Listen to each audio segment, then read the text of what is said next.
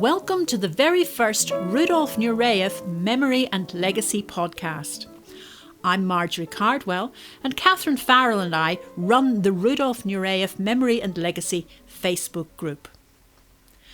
For our first episode, I'm taking a bit of a dive into the fabulous oral histories at the National Library of Australia in Canberra.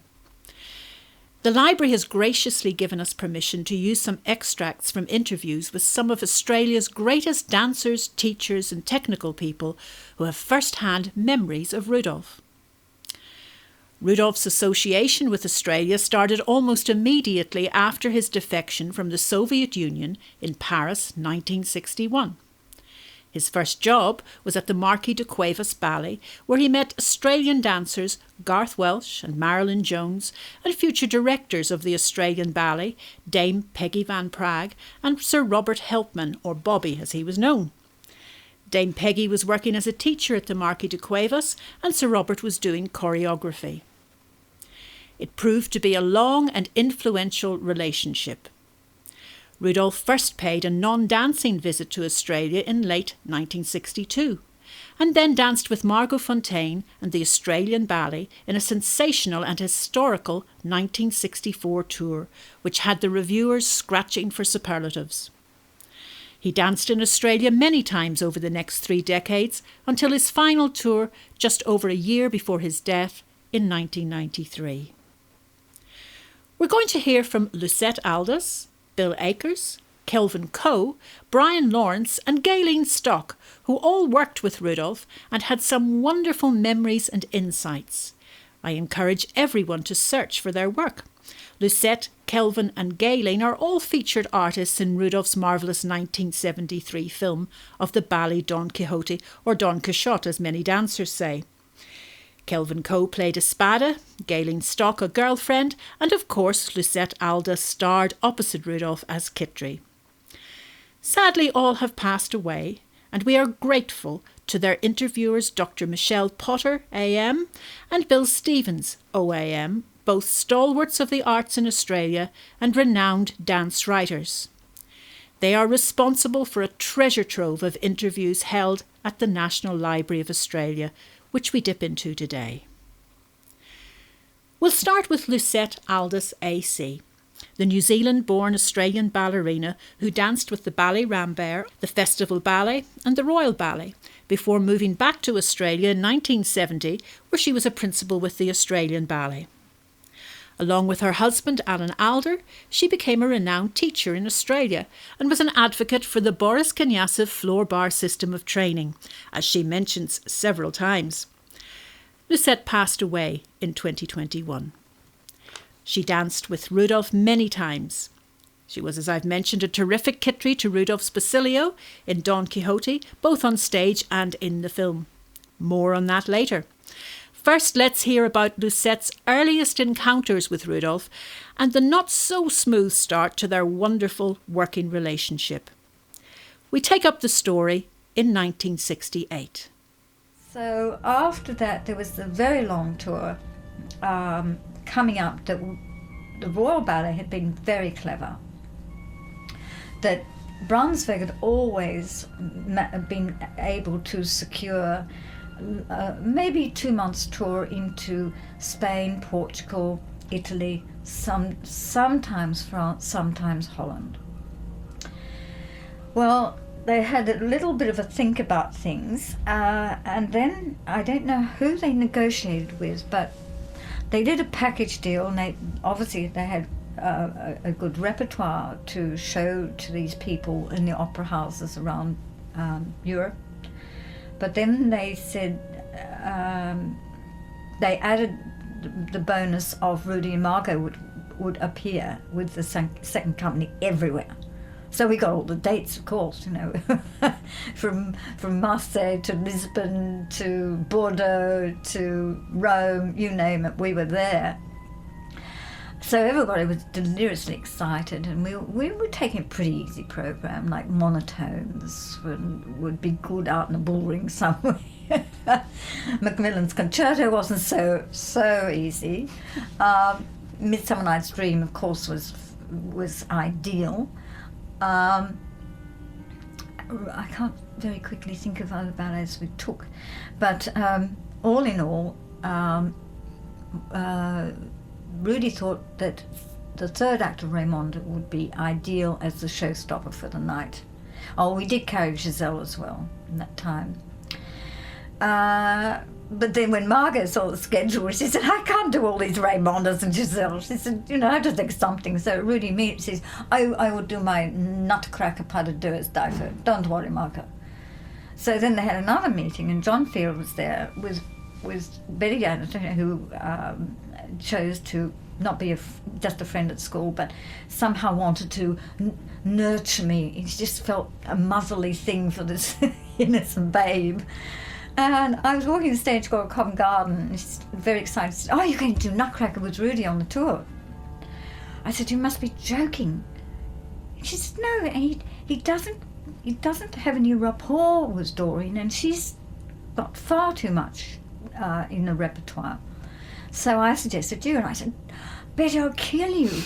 I said, I don't like his version. Oh, that's not the point. She said, you're the only one technically to handle it. And I went, oh my God. Then John Field, and I said, I can't bear this. So he said, it's going to be all right, girl. You'll save the day. And I thought, well, I'll wait till we get out on tour. And I'll get him to ring up Merle Park, who did the original. So we'd had quite a long into the tour, but still no mention of Nutcracker. And I thought, thank God for that.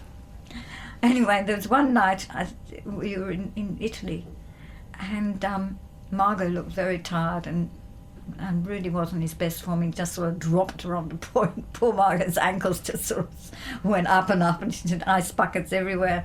So we decided Nutcracker better start to be rehearsed. Well, this day I said to Paul, look, I believe Rudy's notorious for just lugging you around. And I said, I don't like the version. I find it so unmusical. So he said, no, it's all right, So I said, well, Paul, you've got to be there. So we went up and we started. Well, I just couldn't understand this musicality, and really because I don't think he ever knew its strength, was just dragging me around. So the tears start to well up in the eyes after about an hour and a half. And Paul waved to me with the finger, no tears, because he said, after me, he said, never break down in front of Rudy, because he thinks you're just hopeless and you're weak. So I just said to Rudy, excuse me, I think, you must be very tired, and I'm tiring you because I'm not understanding your musicality. Oh, all right. So as soon as I got in the lift of the dome of the Lisbon Opera House, I went, I bawled out to Paul. And I got to John Field and I said, I can't stand it. Why don't you fly Merle Park out? Because he obviously, he's got to tolerate me, but it's going to be, he's just, it's just awful, it's just not going to work. All right, girl, I'll do something about it. No, I should have known better. So I left it trusting John to ring up Merle and bring her over. I'm just, he could just click his fingers and be gone. I went to the notice board the very next morning before class, and there's my rehearsals for 2 Pigeons on stage with Kerrison Cook, and the other one for Rudy up in the dome of the Opera House at the same time. So I thought, oh, yippee, I'll go to Pigeons and everything will be explained by John. There I was having a rollicking time with Henry Letcherton again in 2 Pigeons doing the pas de deux and loving it. And Sonny Paul rushed on the stage and said, quick, you know where you should be? And I said, no. And he said, Rudy's sitting on the floor in the dome of the Opera House, and John's with dark glasses on. He said, you know what that means, don't you? And John's got dark glasses on, he's got problems. So we rushed upstairs, and I just stood, and Rudy was still sitting in the middle of the floor. And I said, oh, I'm sorry, I had this other rehearsal. Oh. So, what is wrong? You don't like my pas de deux? Silence. I said, well, it's sort of not that. And he said, but we have a performance in 2 weeks' time. So it was a dead silence again, and I said, oh, well, we better get on with it then.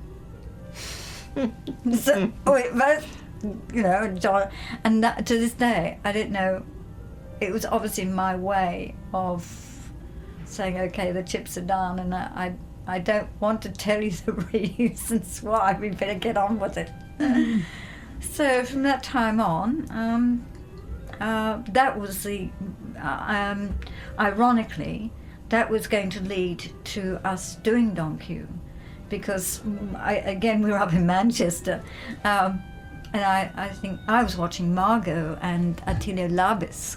I'm dropping all over the place watching two of them do Sleeping Beauty together because they were so handsome together. And John came up to me and said, oh, I've had a phone call from Bobby Holtman, and he wanted to get the train down as quickly as possible to London over the weekend to meet Rudy, because they've had a discussion, and now that Bobby's successfully got Don Quixote for the Australian Ballet Company, they want to think about you going out with him to Australia. So I couldn't wait to get on the train.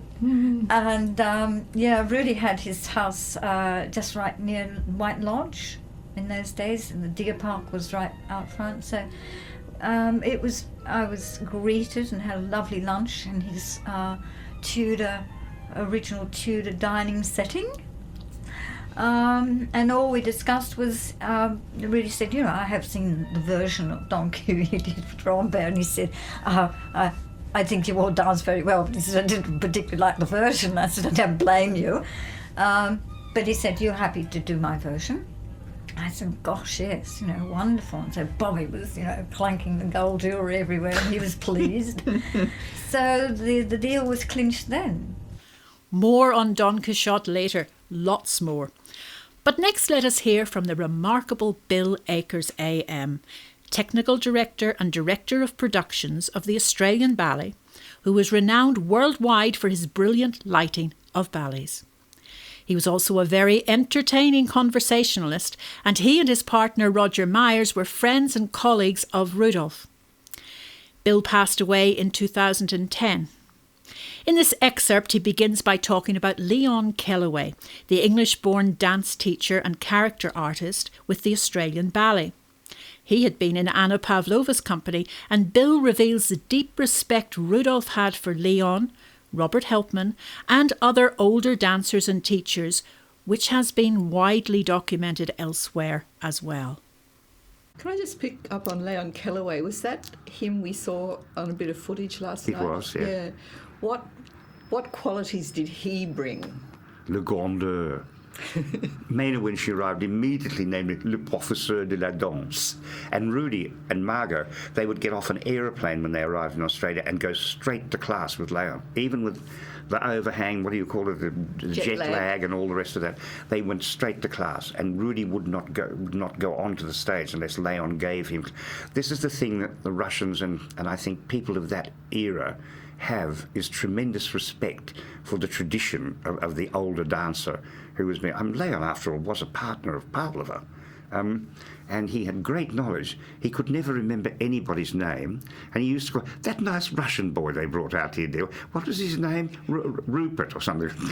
And oh God, who in the world can't remember the name of Rudolf Nureyev?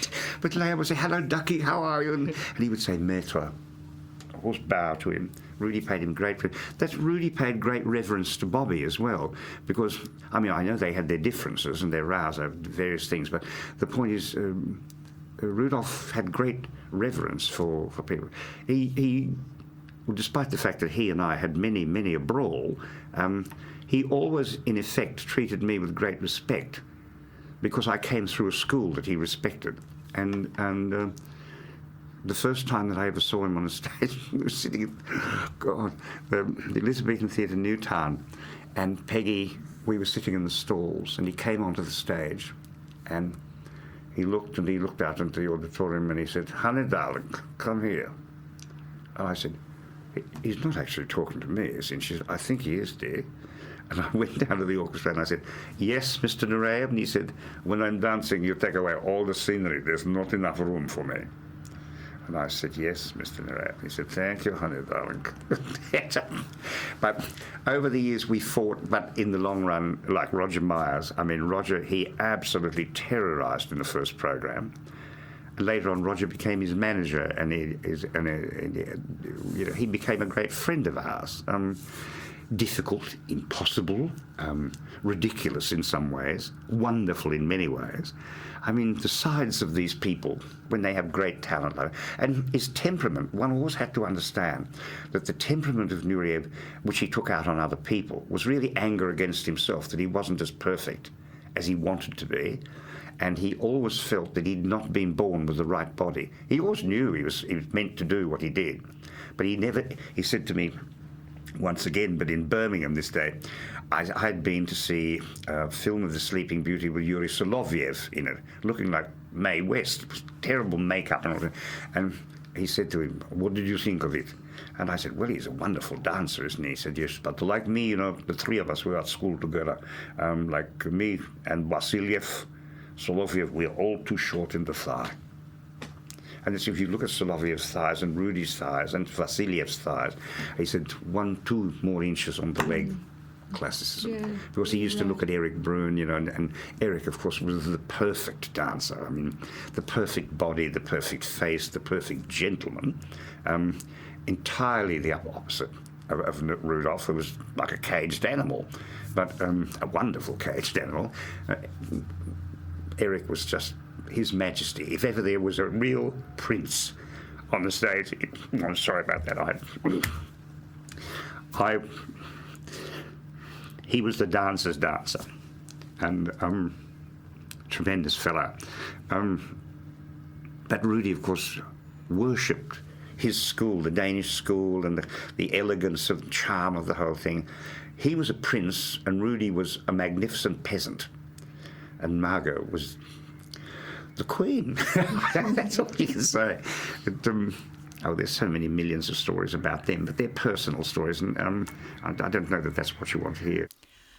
And of course, Bill did tell many wonderful and funny stories about Rudolf, but no more here, unfortunately. But we leave Bill with this rather lovely story about Rudolf's respect and generosity. So many of them were great fellows, and it's lovely, that they tell you these stories themselves, and you can tell people about them to show the sides of their character. Like Nureyev, you see, considered to be that's names pronounced many ways. In French, they call him Nureyev, Nureyev. In Russia, Nureyev, people call him all sorts of things. They've called him all sorts of things, I can tell you.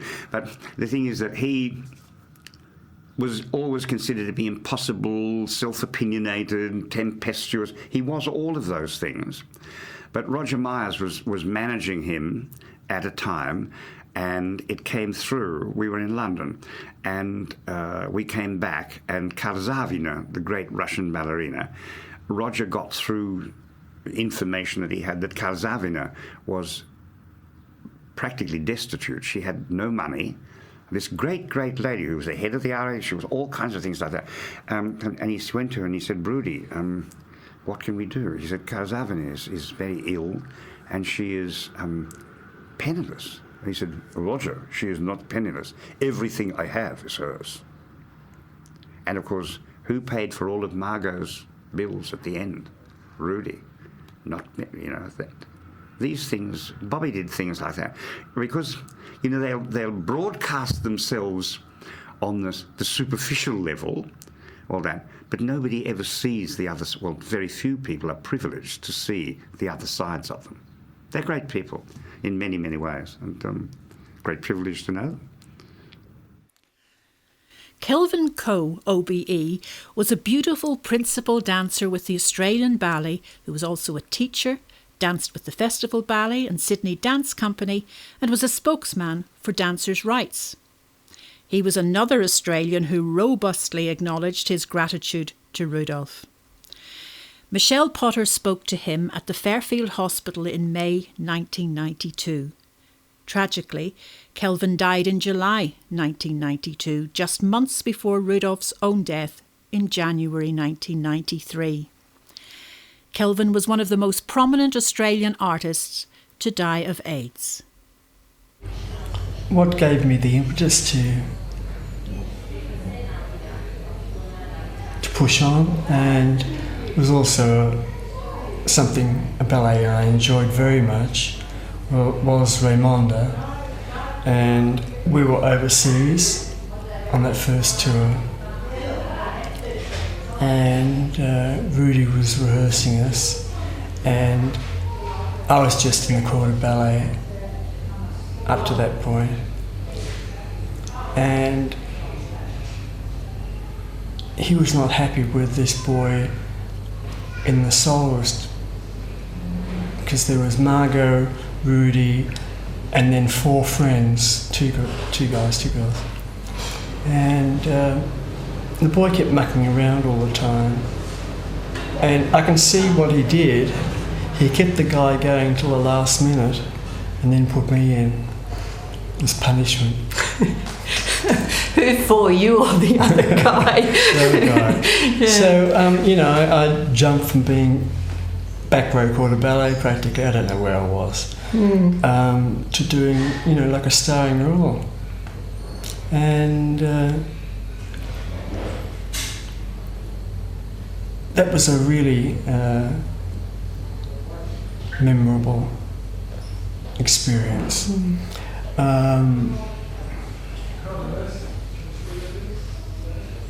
The roles I'm happier with, the dramatic roles. And so I'd have to classify things like Hamlet, Giselle especially, Romeo, all those type of things. I'm happier doing those kind of ballets than just steppy ballets where you've got no real characterization. So, I used to get a lot out of the, because you can immerse yourself in a character. In that little bit of conversation you mentioned Rudy. He was obviously another male dancer you admired enormously. What was it about him? Well, getting back to the Eric Brun days, Eric was the only dancer that Rudy admired and felt that he could learn something from. And he was overcoming a foot injury, and he came out to do daily class with Eric and Sonia Arava. And so I used to watch them from the side of the stage every day, go through their class. And that was a real treat. And it was like fire and ice. There was Eric with all the coolness and Rudy with all the fire and the rough edges. He'd take a chance. And some nights it'd work and some nights it wouldn't. And but he learned a lot from Eric. When you look at old film and things like that, you see how grotesque he was in lots of things. And then he got the positioning right and looked quite different. I think he had an enormous effect on Australian men. Men in the company. Well, I think Rudolf, because of his flamboyant personality and the way he wanted to show more of himself dancing, it brought the level of the male dancer all around the world up. Because companies everywhere then started to incorporate more dancing in these ballets for the male, rather than just someone who lifts a girl from point A to point B. And yes, he was he completely revolutionised the male dancer. And he killed off a few too, when he joined the Royal Ballet. But, these things have to happen in order for progress. But he was kind of a divine bastard, he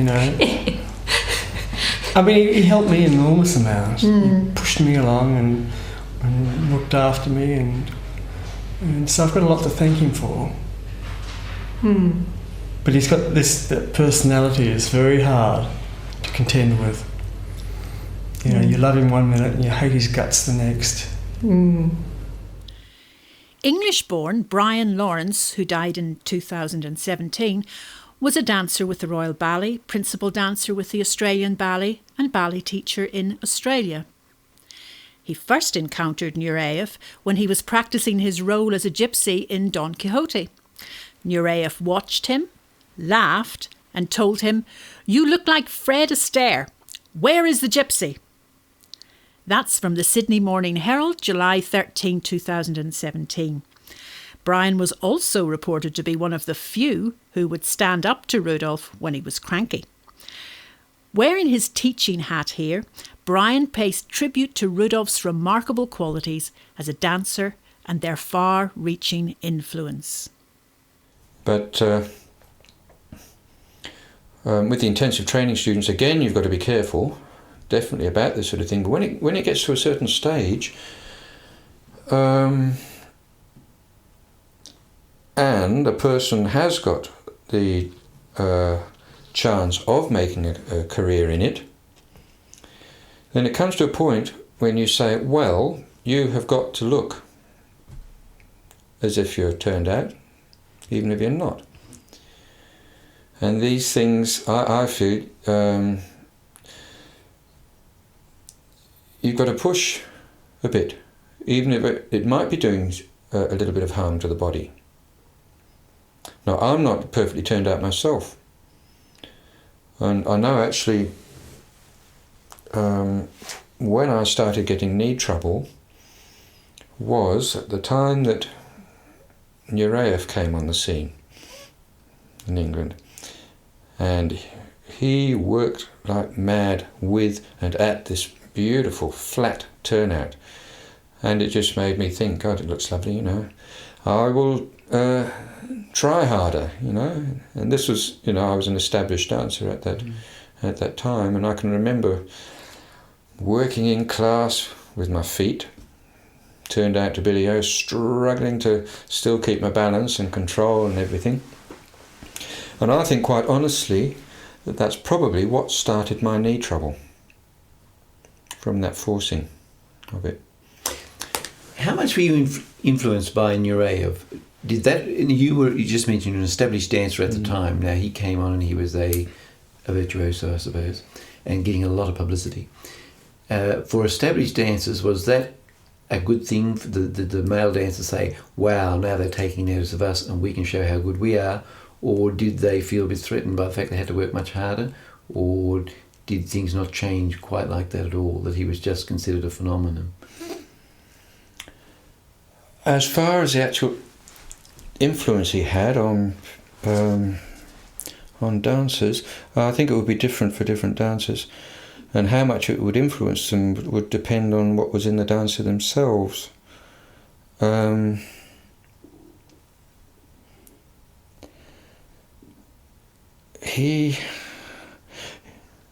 think he might have influenced me, definitely in certain roles. It would influence the way I did certain roles, that way, really. And by a sort of feeling of seeing what he did with his body, what he felt with his body, would bring it out to you, what more you could bring out of yourself, I think, and what you could feel in yourself, and the power, what was behind feelings in movement. And I think, like I did Corsair Pas de Deux, which he brought out from Russia, and I danced that, and I think he definitely would have influenced me there as far as how I did the role. Because I mean, I can feel it now, a lovely feeling of strength and power, just in the feeling of the movements and the way he did it. There's something so special, so special. It's amazing, really. When I'm teaching, sometimes I demonstrate to the kids. I sort of show them what I feel they look like when they're doing something, then I try and I say, and here's the difference. And I mean, I don't know really what I look like, but I go by what I feel and hope that this comes over. And normally they can see the difference, and it's very difficult to explain to them exactly what it is. But except that it is something, as I say, that's got to come from inside you. Mm-hmm. You can't say, you can help to a certain extent. You can say, well, you lift up in your body more, hold your back more. And even those physical feelings give you a certain inner feeling as well. If you lift up physically, you'll feel different inside as well. They do help. But there's also, mostly it's this thing from inside you that does the thing to your body. And even with Nureyev, a run, and again going back to something like Corsair, and again something like Marjorie Cardwell, oh God, the way he could run. And this is what I was saying earlier about in our auditions, when we auditioned the kids, natural movement, like Joanne Michel, the way she walked down the room.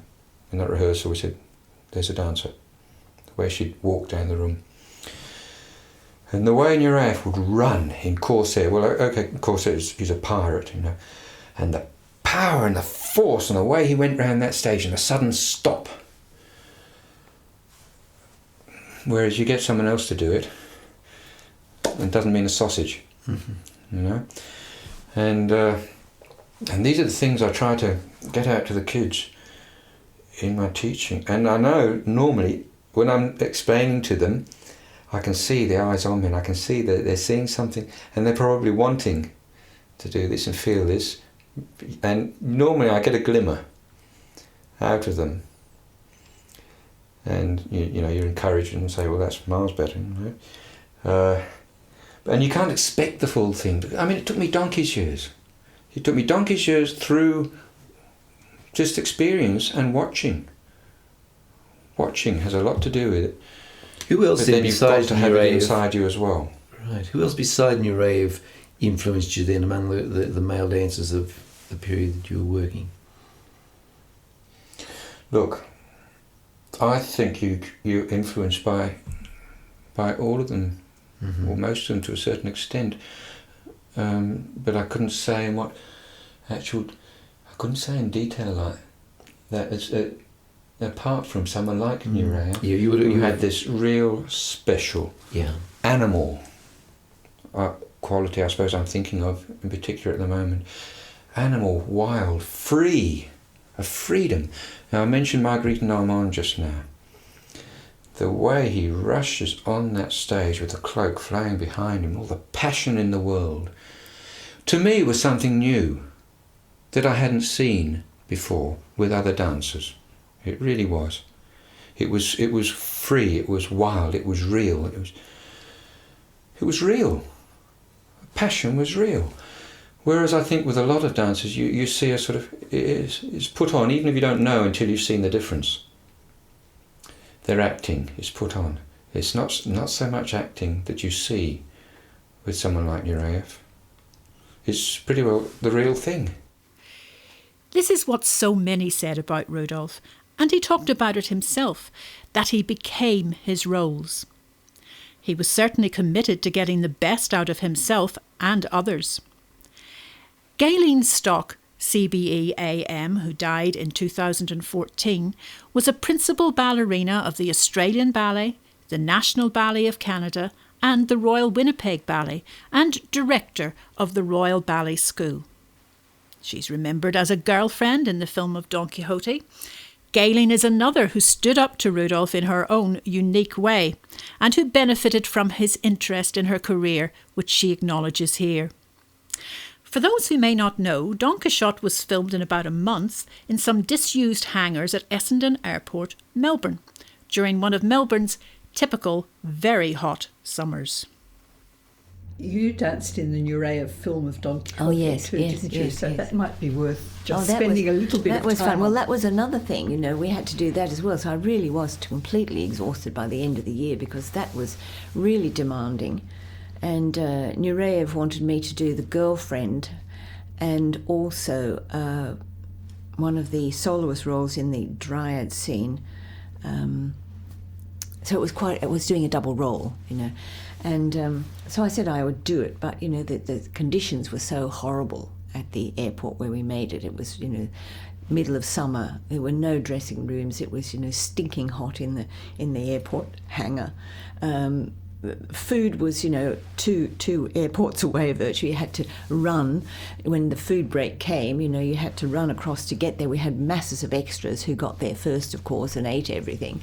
And the dancers, by the time they'd sort of taken their point shoes off and, you know, which you had to do, or else run across, you know, the tarmac and everything else to get to. It was a disused, the Essendon airport, I think it was. In your point shoes, thus, you know, your point shoes were already melting from the heat of the lights in the airport hangar and the heat of the day. You know, so food was scarce. You know, you couldn't get food. We worked until, you know, 11 o'clock, 12 o'clock at night. We got up at 7. We were transported by a bus there. Then we had to do makeup. Then we were on the set, and then everything had to rehearse. And we had it was a marketplace, so we had real food. You know, watermelons and fruit in carts lying around, which after 3 or 4 days just began to rot and stink. We had real animals there, who also didn't add to this sort of wonder of the smell of the place. It was really, really hard. There was nowhere to sit. You just had to stand all the time in costume while they were sort of setting up. I was also stepping in for Lucette Aldous, who was doing the leading role. So while she was resting in her caravan, because she and Rudy had a caravan, I would mark out all of the variations, the solos, everything for her, which was great because I was paid extra to do it. But, you know, it just meant I was on my feet the whole time. It wasn't terribly successful because I'm at least 5 inches taller than Lucette, and so I covered more space than she did. So, you know, the cameras were tracking where I went, and then she'd come out and she'd do a little bit more enclosed or something slightly different. They wasn't terribly helpful for them either. But nevertheless, and we were filming at about 11 o'clock at night, the pas de trois, which is Nureyev and the 2 girlfriends, Carolyn Rappel and myself. And we'd done it so many times in America, you know, over and over and over. And we did a pirouette en dedans and a releve in fifth, and then knelt down with my head turned away from Nureyev. Carolyn's was turned towards him, so it was her first looking at him and him looking at me and me looking away. And just before we started to do it, he said, at the end, instead of holding that position, I will take you around the waist and we'll run forward and run around the set. But normally in performance we waited, and then we would get up and we would come forward and take a bow. So he said, you know, straight away, as soon as you hit the ground, up, knee, I will grab you and run. It's 11 o'clock at night and I'm really tired, and we've been doing this for almost 2 weeks, and I forgot.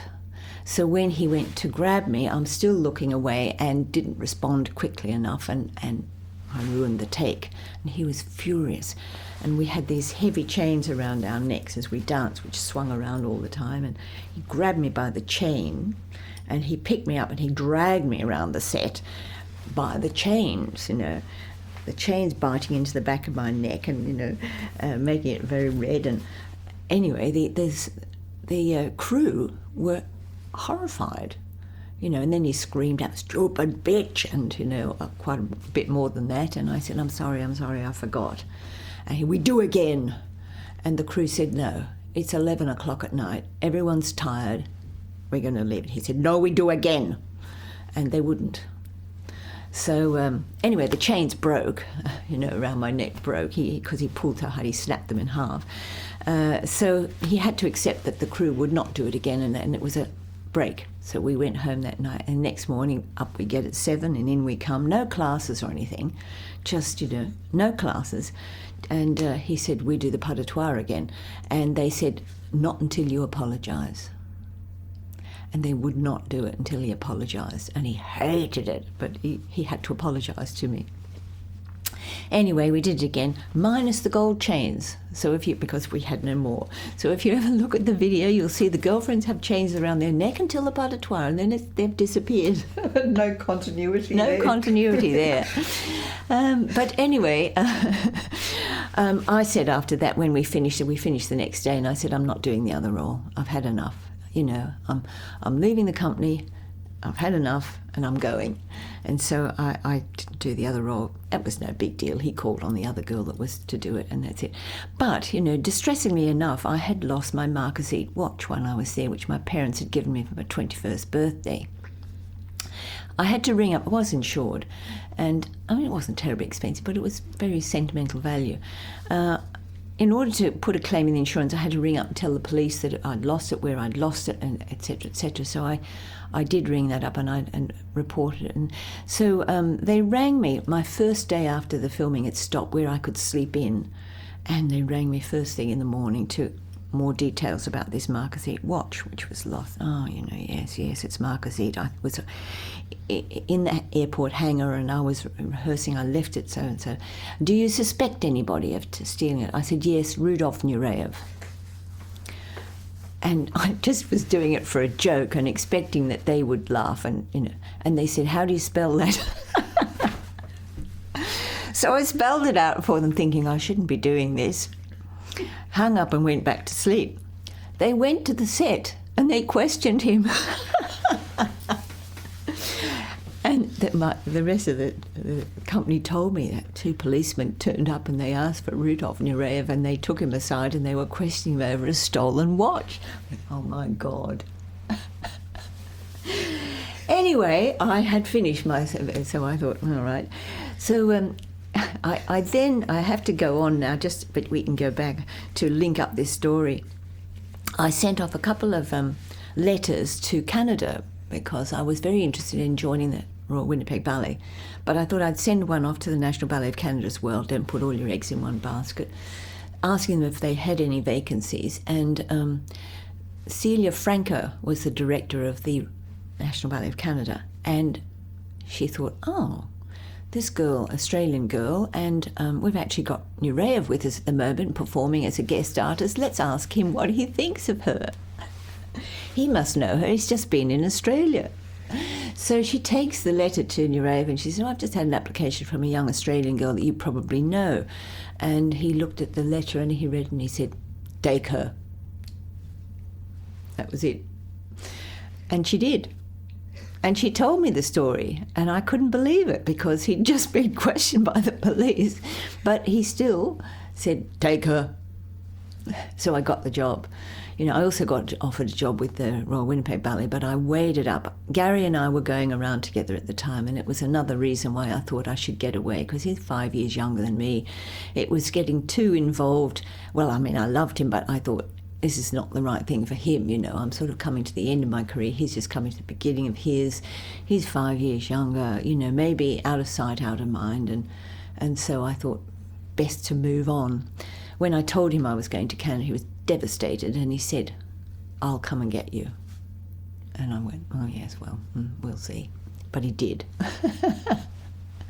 So yes, Nureyev, it was, we had he was very, very supportive of me and Marilyn Rowe. He really was interested in our careers, and we wished he wasn't at times, because he was there pushing, demanding more, and we just wanted a bit of peace and quiet and be left alone, and but he was there all the time in the wings when we were dancing, screaming at us to do better and more, and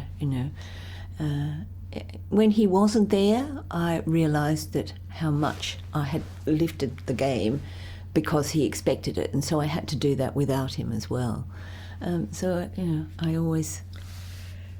Well, I'm glad I brought him up. Very fondly of him. Yeah. Yet another who remembered Rudolf fondly and with gratitude. Since I first heard that story, I have never been able to watch Don Quixote, and I do it often without thinking about it. Wild times. To finish, we return to Lucette Aldous. After her, shall we say, tentative start in her relationship with Rudolf, she tells a similar story of admiration and gratitude, and highlights his brilliance at teaching and the loss his early death was to the art of ballet. She picks up from her earlier story of partnering Rudolf in the Nutcracker and how it led to dancing with him in Don Quixote.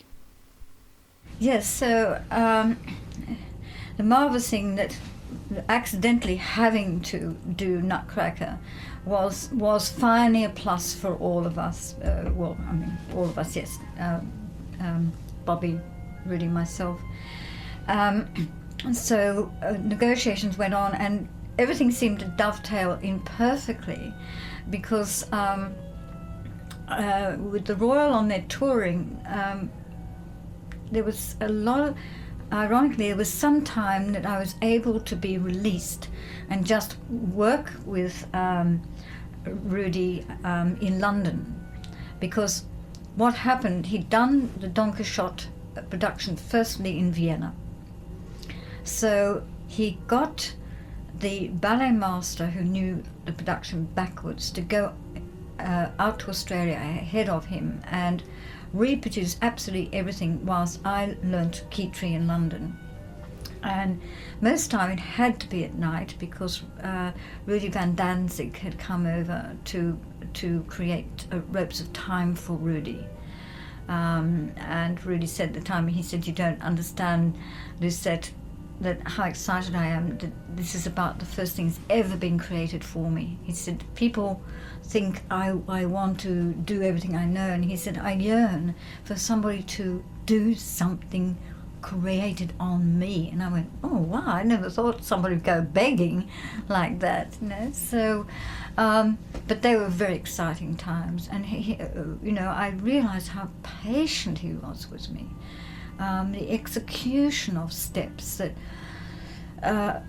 it was a revelation. So it was a very enjoyable 3 weeks. There was masses of wonderful publicity, of course, with Bobby and the Women's Weekly and all of that, and a big reception at Qantas and all of that. So that was great. And of course, astutely, it was Bobby who said to my agent, "Now you remember, because Lucette is partnering all, you know, the lead role with Rudy, of course, you can demand first class ticket when she flies out to Australia." And we went, wow.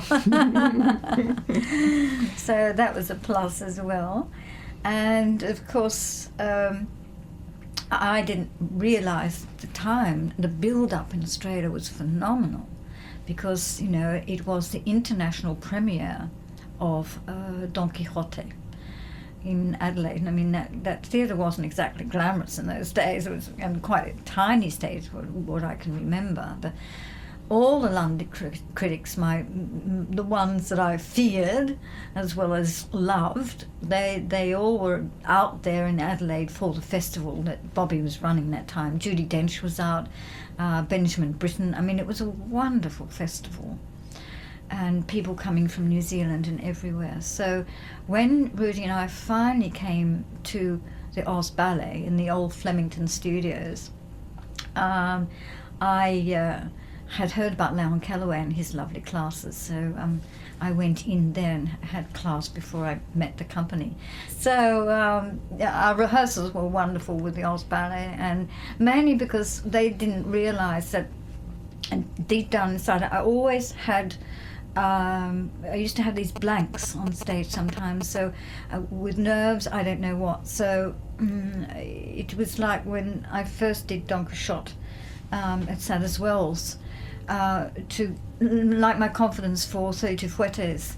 Before, at least a week before the opening, my partner Ken Banham and I would actually go through the pas de deux, the solos and the coda of Don Quixote 3 times. Full out, trying for more pirouettes. Even we were dropping, we were actually punch drunk. So they couldn't understand why I kept going over solos morning, afternoon and night. But then they, you know, gradually everybody used to talk to me, and I'd explain to them, you know, that sort of thing. Rudy also had me do private lessons to play the castagnettes, because you do actually play in a mild form in one solo in Don Quixote, traditionally in the Russian ballet at Kirov.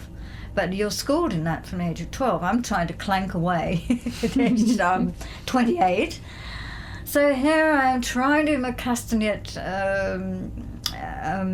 rehearsals all by myself, coming back in the studio, missing the castanets, getting through the solo, then having to go back and just mark with the castanets. So by the third week, Rudy had insisted to hire the palais so we could do mock dress rehearsals before we went to Adelaide. It was fantastic. So I rattled on this day with my castanets, and he suddenly said, "Stop!" And he had a bucket for some unknown reason beside him.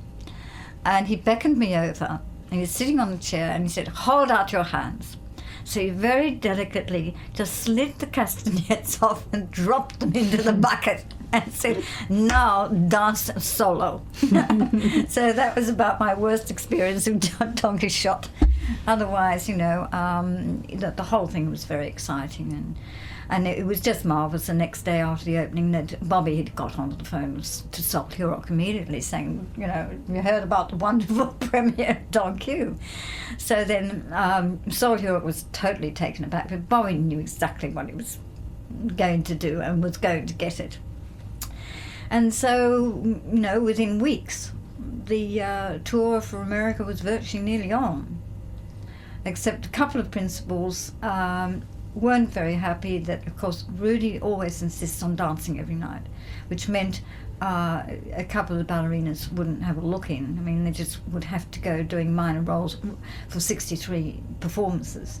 And it seemed you didn't want to go to America just to be a bit of a hanger-oner, and I could understand, but we couldn't do anything about it. Lucette continues. Because when we went on the American tour, we opened in Los Angeles, but we were on buses going to San Diego, and then we were in St. Louis, we were into Chicago and New York and Vancouver. And by Vancouver, Rudy said to me, "My God, I envy you that floor bar. I really must do crash course when we get home." So there's there were very funny times about Rudy and Knyazov there when he went back to Paris, because there was a bit of don't do your own thing in my class with Knyazov as well. So there were fireworks, but I noticed through Rudy's time he did take in a young lady, and there were photos of her giving the men floor bar at the Paris Opera. So he knew. He said it makes a lot of logic on tour that you can warm up like that. It's fantastic. Now Lucette goes on to talk about the filming of Don Quixote, which happened in 1972, sometime after she had toured in the production with Rudolf. Yes. Because it's a wonderful film. I just looked at it not so long ago and I'm astonished. That's right. I'm so pleased you picked me up on that, because I'd only been back in Australia for about 9 months, and I got this cable from Rudy just demanding me to come to do Don Q in Hamburg, and then that was the Pas de Deux. For a big gala, and then the full length in Marseille for Roselle Hightower. She was mad to have it. Couldn't afford it, of course. The scenery was just diabolical. But and so Bobby was back in England, so it was great that Rudy decided to bring Bobby over to Marseille. But Bobby's French wasn't much better than mine, so we used to keep each other company in little restaurants so we wouldn't be embarrassed in front of Maynard or Rudy that we couldn't order very well in French. But that's when he used to start. He said, I'm starting already, preparing for the whole scenario of the film of Don Q. Because he said, I want it to be a real film, not a ballet that's just filmed on stage. And so even the opening, there's me peeling oranges up in the balcony, which you couldn't do on stage, and turned, you notice the scenario around a little bit, and the market scene and everything. And the only thing we didn't do realistically, which Bobby dreamt of doing, was once we leapt him into the cart in the market scene to escape from the father, that should have then gone out in the fields in moonlight and done a little bit of the filming with the gypsies coming into us, and then we probably would have had brought it back into the studios. But yes, Bobby worked on that for 2 years. He got Geoffrey Unsworth because he'd known of him for very good lighting effects and angles of photography. The man who'd filmed only the dance sequence of Cabaret, Liza Minnelli's Cabaret, I think Unsworth knew that apparently he was the man that could follow an artist at the speed of lightning, which meant if you could follow Rudy, that was the speed of lightning. And even sometimes this cameraman, who was an absolute expert on the main camera, said, oh, God, that was hell to keep up then, you know. But then we didn't have enough cameras at first. You know, the set had been built, and all the floor of the first act, there were real candles for the wedding scene and everything. But we actually moved from hangar to hangar. So when the first act was up with all the live chooks and very smelly fish everywhere, then I think it was the bedroom of Don Quixote, and then the tavern scene. So the actual taking week after week was topsy-turvy. You know, suddenly the gypsies were called in quite late at night to retake all the gypsy. It was like 11 o'clock at night, and they were all dropping with all the propellers to create all the wind and the storm. Sometimes it was pretty horrendous. The horse droppings everywhere, so planks were put down. And once we got used to it, and we had to be there at 7 o'clock in the morning to have makeup and in constant warm-ups, and there again is, I would say, that film footage is a complete example of how the Boris Kanyasov system can keep you going, because without his floor bar and bar, I just could never have kept up the actual steel-like athleticism inside, and then go waffle outside with your fans and whatsoever. But and then tempis sometimes had to be re-recorded because they were too fast. We thought in the studio they were okay. We got on the floor and we thought, oh my God, there's no way I could do 32 fuetes of speed.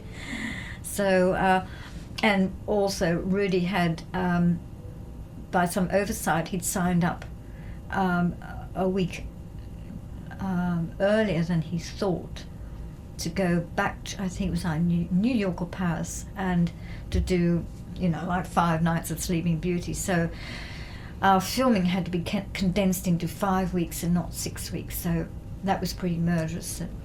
Sometimes really was taking solos at 11 o'clock at night. Sometimes it worked because you were so used to it by then, you weren't really thinking, well, I've got to do this, and it was just happening. So I chose not to see the rushes because I don't like to see myself on film. I think the only thing I like is most of the solo in the dryads. That's about it. Oh, Lucette, there are some other very beautiful pieces. Those balances in the first bit are so beautiful with such breadth. Oh, they're gorgeous. Yeah. Yes, I think I feel breadth when I'm dancing, and I'm sort of disappointed that it's not bigger, but I've got... Oh, well, other people think it is, don't worry. And then... so the actual, again, if Bobby hadn't been there to sort of keep a very smooth professional eye, a lot of things and a lot of cameras would have gone flying, or point shoots, because, you know, Rudy would run up, you know, and have a look at something, run down again, and the gypsy pas de deux, which nearly had to be refilmed because it's so dark, but he didn't start choreographing that till the day we actually walked on the film set, and used Kelvin as my partner, and kept coming down and choreographing. So that started at 10 in the morning, and it was definitely 11 o'clock at night when we actually wrapped it up. And then you can imagine when he went the next morning and saw it was practically in pitch darkness, and came back to me and I said, I don't think I... And he said, no. I said, well, what they can't see doesn't matter. So those sorts of things. Many a time we did a lot of shots very late at night, and Jill. So there were 5 takes of most things. And we couldn't understand the beginning, but to be able to edit out and, come up with a stunner. Rudolf influenced Lucette in her teaching, as she explains here. So that was the actual ultimate focus in my teaching. But to go back to Merry Widow before I retired, and in actual fact it happened in London when on a Sunday, this is going back to that opening of Don Quixote at the Colosseum. And really, as I say, the movie had been shown. We were having to live up to what came on a movie. And he came in on the Sunday at Donmar Studios and in London, and he said, and he was changing. He said, why you do a long, long warm-up? And he said, we only do pas de deux today. And I said, no, I've been experimenting for nearly 2 years now, that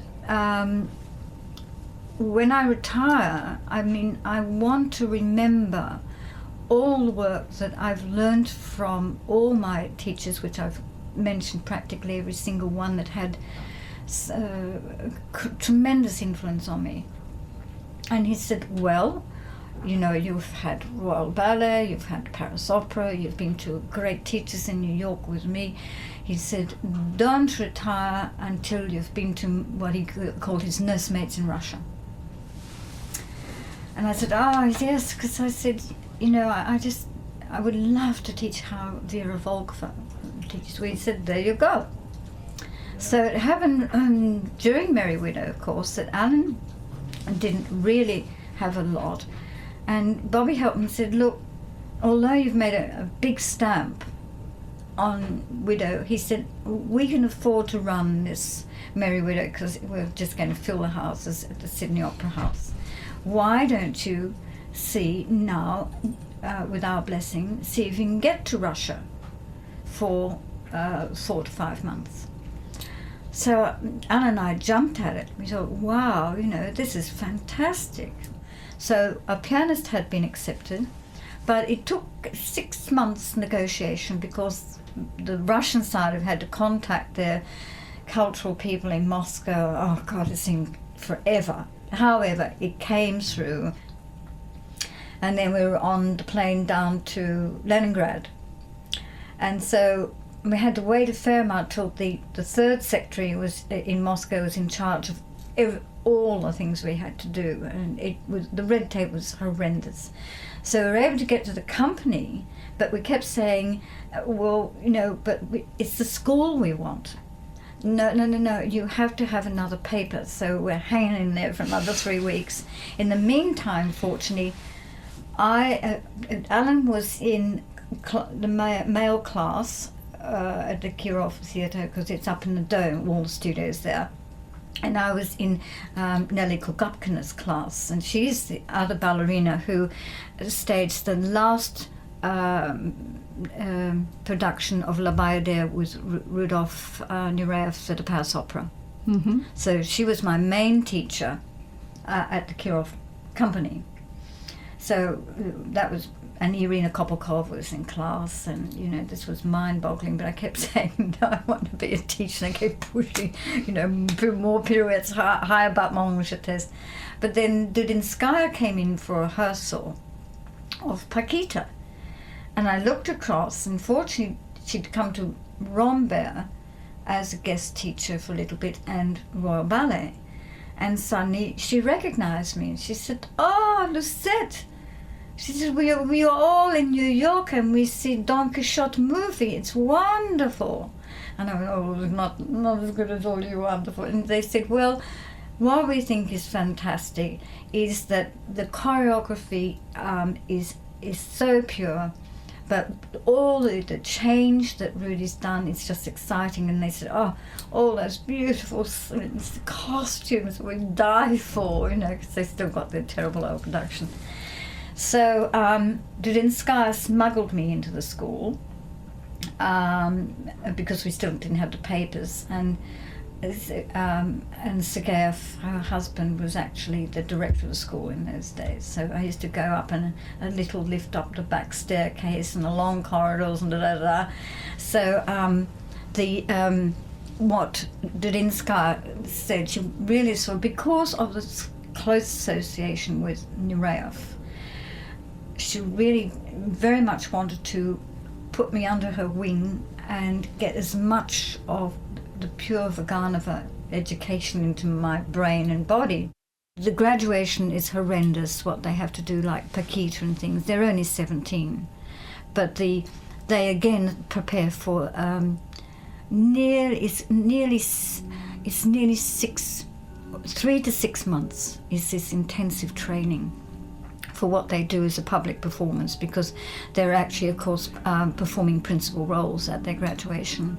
So they sometimes rehearse at night, but they're also, the masseurs are there to massage the muscles, even for a day in and day out. That massage is very much the thing for the dancers. They can go at any time and be massaged during the day or in the evening.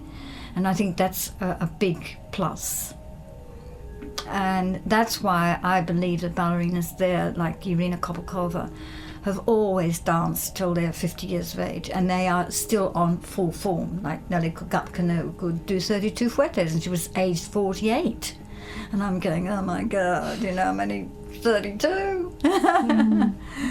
But so that again was, an amazing piece of fate with Nureyev. One has to thank him for so much, And I was devastated when we heard of his death, because not only was I going to get to Paris within the next year for my long service leave from here, but just to say to him, look, why don't you just become a teacher, which I'd said in the wings in Philadelphia or somewhere. I said, you could open a school, make a fortune just teaching ballerinas. And he laughed and he said, and I don't think he knew about the Paris Opera then, because this is 1972.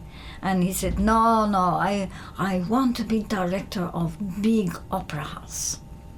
So he got his way, but I think that killed him as well, So he's been a great loss, because, to have him, teaching now anywhere. He had so much insight to what he learnt at the Kirov school, but he hung on to it, thinking, and he used to admit it, he used to fight against certain things that Sergeyev was saying. And then he'd say, now I'm passing on to you, and now I understand, and now I can understand that you're not understanding as well. But so, all those things were a culmination of Alan's teaching and mine, that it's just hanging on to that philosophy that Dudinskaya gave us, and understanding how Nureyev never let go the essence of what that training was all about.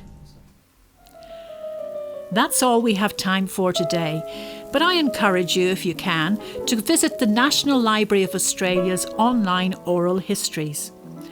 I hope to further explore Rudolf's very important relationship with Australia in another episode. But for now, thank you for listening.